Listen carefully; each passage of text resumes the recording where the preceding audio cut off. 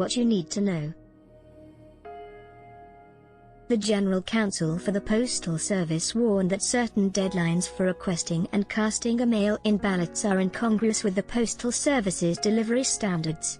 Credit Michelle Gustafson for the New York Times. The Postal Service has warned states that it may not be able to meet their deadlines for delivering last-minute mail-in ballots, another development in a growing controversy over the new Postmaster General's handling of vote-by-mail operations as President Trump continues to rail against the practice. In letters sent in July to states across the country, including electoral battlegrounds like Pennsylvania, Florida and Michigan, Thomas J. Marshall, General Counsel for the Postal Service, warned that certain deadlines for requesting and casting a mail-in ballots are incongruous with the Postal Service's delivery standards. As many states turn to vote-by-mail operations to carry out elections safely amid the coronavirus pandemic, Mr. Marshall urged them to require residents request ballots at least 15 days before an election, rather than just the 4 days allowed under some state laws. This mismatch creates a risk that ballots requested near the deadline under state law will not be returned by mail in time to be counted, Mr. Marshall wrote.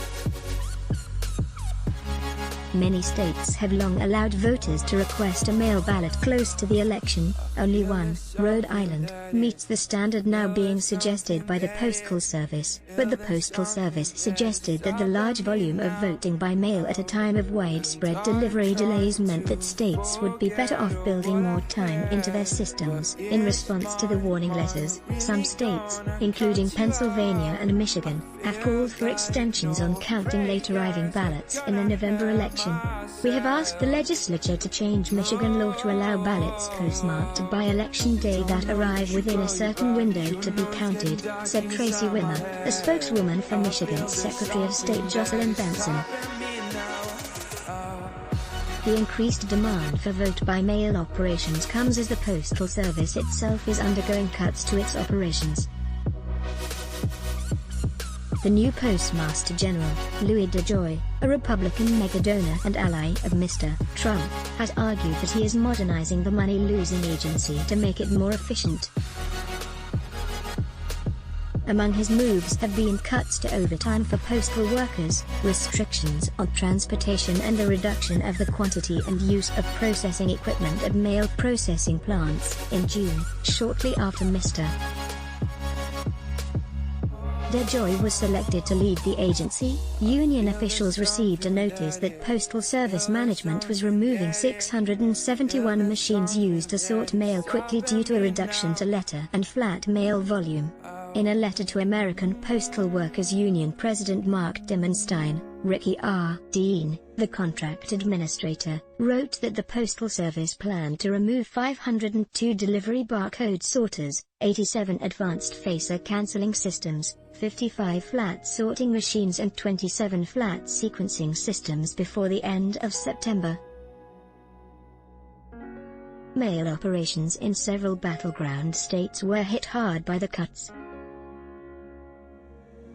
On list for removal were 24 delivery barcode sorters in Ohio, 11 in Detroit, 11 in Florida, 9 in Wisconsin, 8 in Philadelphia and 5 in Arizona. The Postal Service's Inspector General said Friday she had opened an investigation into complaints that leading Democrats have filed against the Postmaster General, Louis DeJoy, a Republican megadonor and ally of President Trump, who has begun a series of cuts to the agency that Democrats say have slowed down the delivery of mail and endanger vote-by-mail operations.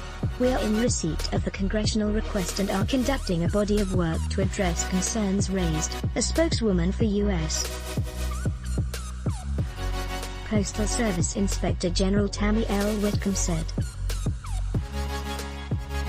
Senator Elizabeth Warren, Democrat of Massachusetts, Representative Caroline Maloney, Democrat of New York and others last week requested the Inspector General investigate all recent staffing and policy changes put in place by Mr. DeJoy.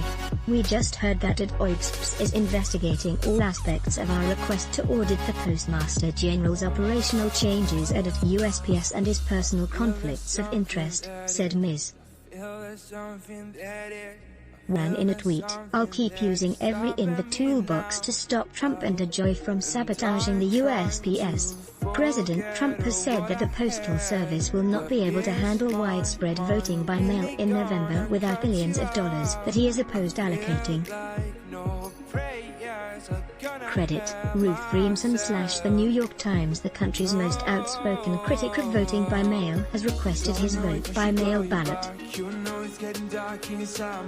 The Palm Beach County Elections Department in Florida has prepared mail ballots for this Tuesday's primary election for President Trump and Melania Trump, the First Lady. According to local registration records, the Trumps changed their primary residence last year from Manhattan, which has been less than welcoming to the president since his election, to Mr. Trump's members-only Mar-a-Lago resort in Palm Beach, which had long been their winter home. How and where a president votes is typically a footnoted formality. But Mr. Trump has broadly questioned the legitimacy of voting by mail, without evidence of significant voter fraud, and made statements suggesting that he views expansion of mail voting as a threat to the Republican Party. He has sought to deny the option to millions of Americans in states like Nevada, through litigation, while attempting to block additional funding for the Postal Service that he says would be needed to handle a crush of mail-in ballots prompted by the pandemic. Those moves have raised concerns among Democrats and voting rights groups that he is seeking to undermine the mail balloting system and lay the groundwork for casting doubt on the November election should he lose. Governor Steve Sisolak of Nevada, a Democrat who recently signed a universal mail-in ballot law, has said Mr. Trump's fraud claims are unfounded. "We have never had any problems," he told CNN last week. Mr. Trump has supported mail-in voting in some states where he says it is secure, including Florida, which he suggested last week could handle mail voting successfully because it had a great Republican governor in Ron DeSantis, a Trump ally. Dear, a White House spokesman, said on Thursday, the president supports absentee voting, not universal mail-in voting, which contains several safeguards that prevent fraud and abuse. Mr. Trump suggested Thursday that he was using the funding as a negotiating chip with congressional Democrats on a larger stimulus package. "If we don't make a deal, that means they don't get the money," he said. "That means they can't have universal mail-in voting, they just can't have it." The Trump's ballot request was first reported by the Palm Beach Post. They have until 7 p.m. on Tuesday to return their ballots for the upcoming elections, which include primaries for county commission, state legislature and federal offices. Misinformation about Senator Kamala Harris online and on TV has spiked since Joseph R. Biden Jr. announced her as his Democratic running mate on Tuesday. Credit: Aaron Schaff / The New York Times. As Joseph R. Biden Jr. announced that he had selected Senator Kamala Harris of California as his vice presidential running mate, internet trolls got to work. Since then, false and misleading information about Ms. Harris has spiked online and on TV. The activity has jumped from 24 mentions per hour during a recent week to over 3,200 per hour in the last few days, according to the media insights company Signal Labs, which analyzed global television broadcasts and social media. Much of that rise is fueled by fervent supporters of President Trump and adherents of the extremist conspiracy movement QAnon, as well as by the far left, according to a New York Times analysis of the most widespread falsehoods about Ms. Harris. On Thursday, Mr. Trump himself encouraged one of the most persistent falsehoods, a racist conspiracy theory that Ms. Harris is not eligible for the vice presidency or presidency because her parents were immigrants. Sadly, this wave of misinformation was predictable and inevitable, said Melissa Ryan, chief executive of Card Strategies, a consulting firm that researches disinformation. Many of the narratives are inaccurate accusations that first surged last year during Ms. Harris's campaign to become the Democratic presidential nominee. Here are 3 false rumors about Ms. Harris that continue circulating widely online. Carol Lynch used a Dropbox to cast her primary vote in Mount Laurel, New Jersey, last month. Credit: Joe Lamberti/Camden Courier Post, via Associated Press. With President Trump and congressional Democrats fighting over funding the Postal Service, many states, and politicians up for re-election this fall, are grappling with the uncertainty around the expansion of mail-in balloting prompted by the pandemic. Some key developments in the last 24 hours. A federal judge in Pittsburgh ordered the Trump campaign to produce proof of voter fraud claims. District Judge J. Nicholas Ranjan on Thursday ordered Republicans who have challenged Pennsylvania's expansion of mail-in voting to turn over evidence by the end of today that the system has led to ballot irregularities or face the possible dismissal of their suit. The state Democratic Party and the Sierra Club, which intervened in the case, had requested that the plaintiffs, the Trump campaign, the Republican National Committee and Pennsylvania's Republican Party, turn over specific evidence of fraud. After the Republicans claimed the changes provided fraudsters an easy opportunity to engage in ballot harvesting and other manipulations, plaintiffs shall produce such evidence in their possession, and if they have none, state as much, wrote Mr. Ranjan, a Trump appointee. Postal Service warns Pennsylvania on deadlines. In a separate Pennsylvania lawsuit, the Postal Service's General Counsel sent a stark warning to state officials late last month over their last-minute attempt to expand voting by mail. Thomas J. Marshall, the council, wrote to Pennsylvania's Secretary of State, Kathy Bookover, whose department oversees elections, that some mail ballots might not be delivered on time because the state's pre-existing deadlines for sending out ballots were too tight for its delivery standards, the Philadelphia Inquirer reported. In response, Pennsylvania officials petitioned the state Supreme Court to extend the deadlines.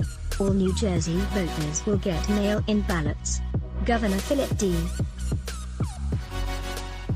Murphy announced Friday that every registered voter in the state would be mailed a ballot and could choose whether to vote by mail or in person. New Jersey, which conducted its July primaries almost entirely by mail, would become the 9th state in the country to automatically send voters mail-in ballots if Mr. Murphy takes the actions he outlined. Kentucky voters can request absentee ballots if they have health concerns about in-person voting. Governor Andy Beshear of Kentucky, a Democrat, and Secretary of State Michael Adams, a Republican, said on Friday that early, in-person voting would be open in the 3 weeks leading up to the November 3 election to avoid overcrowding at polling stations. Mr. Beshear said he wanted to commend Mr. Adams for putting ideology on the shelf to make sure that we have an election that both stresses health and enfranchisement. The Postal Workers Union endorsed Joseph R. Biden Jr., the presumptive Democratic nominee. In a statement, the National Association of Letter Carriers, which represents nearly 300,000 active and retired postal workers, said Mr. Biden and Senator Kamala Harris of California, Mr. Biden's running mate, had been steadfast defenders of the U.S. Postal Service. The House Minority Leader signaled Republican support for a post office funding deal. Kevin McCarthy, a California Republican and close Trump ally, told CNBC Friday that his numbers were open to including new cash for mail-in voting in the stalled coronavirus relief package. The Postal Service will have the funding that it needs, he said. President Obama said Mr. Trump was trying to kneecap the post office. The former president, speaking on a podcast released Friday, joined the chorus of Democrats accusing his successor of attempted voter suppression. What we've never seen before is a president say, "I'm going to try to actively kneecap the Postal Service to encourage voting, and I will be explicit about the reason I'm doing it," Mr. Obama told David Plouffe. Senator Susan Collins of Maine broke with Trump on Postal Service funding. Collins, a Republican facing the toughest re-election campaign of her career, said Thursday that she opposed cuts for the post office and believed that her state's no questions asked mail-in voting system was safe and secure. Joseph R. Biden Jr. and Senator Kamala Harris signed the official paperwork to put them on the ballot in all 50 states. Credit, Michelle V. Ailing / The New York Times. Joseph R. has raised more than $50 million since he named Senator Kamala Harris as his running mate, an enormous outpouring of donations that could allow the presumptive Democratic presidential nominee to expand the electoral playing field in the final 80-plus days until the election. On a Biden staff call on Thursday evening, Jennifer O'Malley Dillon, the campaign manager, told fellow aides to Mr. Biden that the campaign had raised $48 million in the first 48 hours since Harris was named to the ticket. The campaign has twice broken its own record for its busiest hour collecting money online, the first time immediately after Ms. Harris was named and the second during her first public speech on Wednesday. Other Biden officials confirmed the campaign had surpassed the $50 million mark later on Thursday. To put that sum in perspective, it is more than Ms.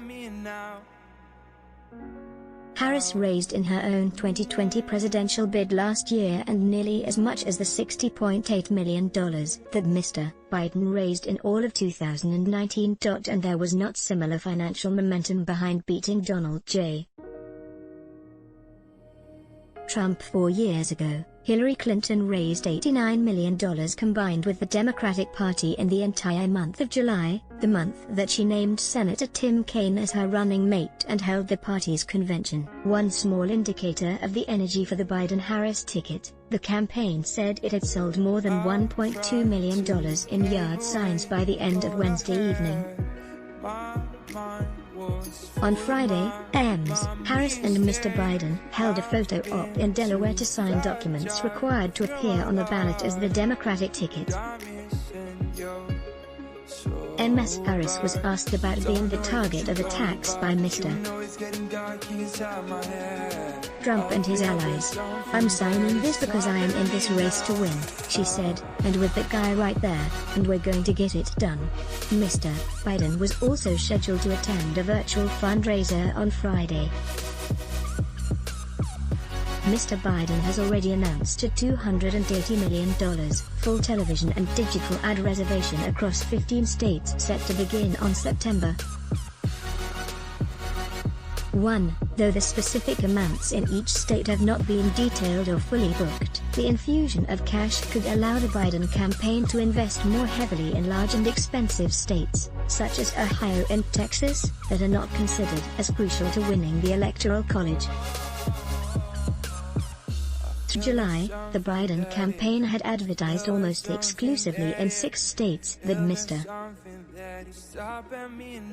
Trump won in 2016, Florida, Pennsylvania, Michigan, North Carolina, Wisconsin and Arizona, and that are seen as bellwether battlegrounds for 2020. A sign advising mask wearing hanging in a storefront in downtown Nashville. Credit, Brett Carlson for the New York Times. As calculated political risks go, Joseph R. Biden Jr.'s call for a 3-month national mask mandate was considerably more calculation than risk. His partnership with Kamala Harris began with a call for the nation's governors to implement a 3-month mask mandate, a fitting start for a stability-based campaign that wants to excite rather than inflame. Mask mandates have been a staple question posed to focus groups by pollsters from both parties in the past few months, and in public surveys between half and 3/4 of Americans support mask wearing. The Biden-Harris proposal was aimed, people involved in the planning said, at drawing a contrast with President Trump among the groups where the president is losing ground, especially among women, who tend to favor masks more than men, older voters more susceptible to the virus and young voters who tend to favor Democrats anyway. Those most aggrieved by the announcement quickly responded.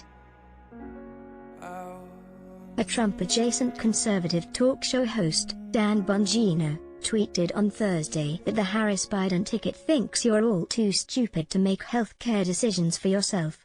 Fox fixtures, like Drive, Mark Siegel, took issue with the plan's suggestions that facial coverings be worn at all times, taking issue with mask wearing outside because he claimed where it seems to spread is indoors. Progressives were broadly supportive, although a handful of observers said the announcement had negatively influenced their support for the Biden-Harris ticket. In a rational world, this is disqualifying for Biden, John Ziegler, a libertarian radio host who has been supportive of Mr.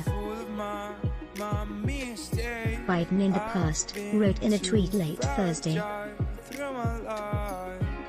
"Not that I matter at all, but this is the final nail in the coffin of me ever actively supporting him, and for the record, I was strongly supporting him at the start of the primary process." Joseph R. Biden Jr. with Senator Kamala Harris in Wilmington on Wednesday. Credit: Aaron Schaff / The New York Times. Senator Kamala Harris praised Joseph R. Biden Jr. for selecting the first woman of color to be part of a major party's presidential ticket, saying in her first sit-down interview as the Democratic vice presidential pick that it might have otherwise taken decades for a woman of color to reach this milestone. Joe Biden had the audacity to choose a black woman to be his running mate, Ames, Harris said in the interview with the 19th, a non-profit news site focused on women and politics. "How incredible is that? And what a statement that is about Joe Biden." The interview offered another glimpse into how Ames, Harris and Mr. Biden plan to cast themselves as being uniquely situated to address systemic issues regarding race and gender. Ms. Harris rejected the idea that her selection would automatically win the ticket support from women of color, and spoke extensively on how the campaign will prioritize women in its policy proposals. "Every issue is a woman's issue and women's issues should be everyone's issues," Ms. Harris said. "In a Biden-Harris administration, women are going to be a priority, understanding that women have many priorities and all of them must be acknowledged." When asked, Ms. Harris would not say whether she believes a black woman must be selected to fill her Senate seat if elected vice president, but called the lack of black women in both chambers inexcusable. Her husband, Douglas Emhoff, would become the first ever second man if the ticket wins in November, and Dems. Harris also did not specify the role he will play in the campaign. She did discuss, however, the incredible relationship between Mr. Emhoff and Mr. Biden's wife, Drive.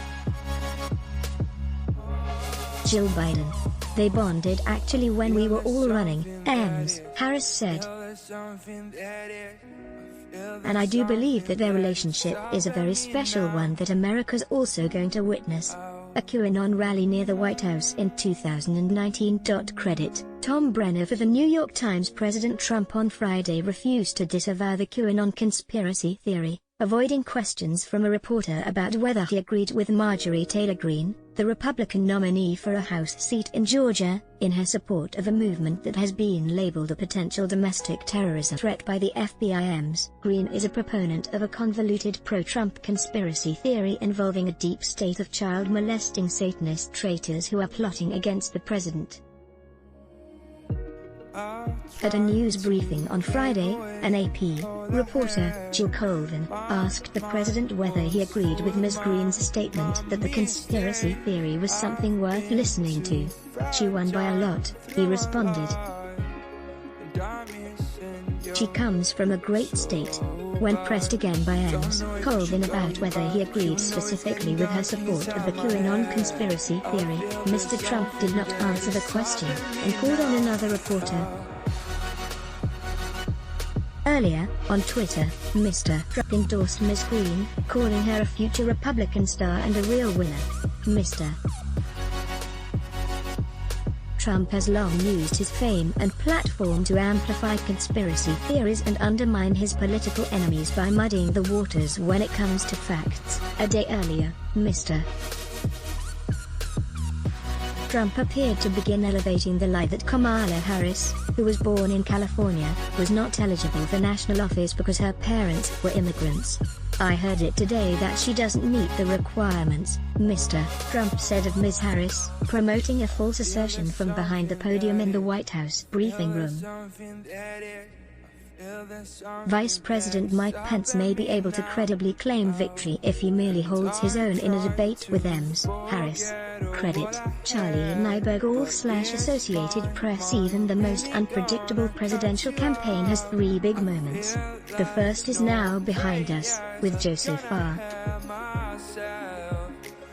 Biden Jr.'s selection of Kamala Harris for vice president. The next two are coming up: the conventions, the Democratic event next week, and the Republican one the week after, followed by the debates between the presidential and vice presidential candidates. The who won, who lost interpretation of debates is often established before any candidate steps onto a stage. And with Ms. Harris in place, that appears to be happening already, to the benefit of Republicans in the vice presidential debate, and to the benefit of Democrats in the presidential debate. The coverage of Ms. Harris has focused on her considerable debating skills, on display in the Democratic primary and in her tough questioning in the Senate of, among others, Attorney General William P. Barr. Mike Pence is going to have a very, very difficult time in the vice presidential debate, Steve Schmidt, a former Republican consultant who is a leader of the Lincoln Project, a group trying to unseat Mr. Trump, said on MSNBC. So Mr. Pence may be able to credibly claim victory if he merely holds his own. By contrast, Mr. Trump has. Show your love for him. Click the link in description. Thanks for watching.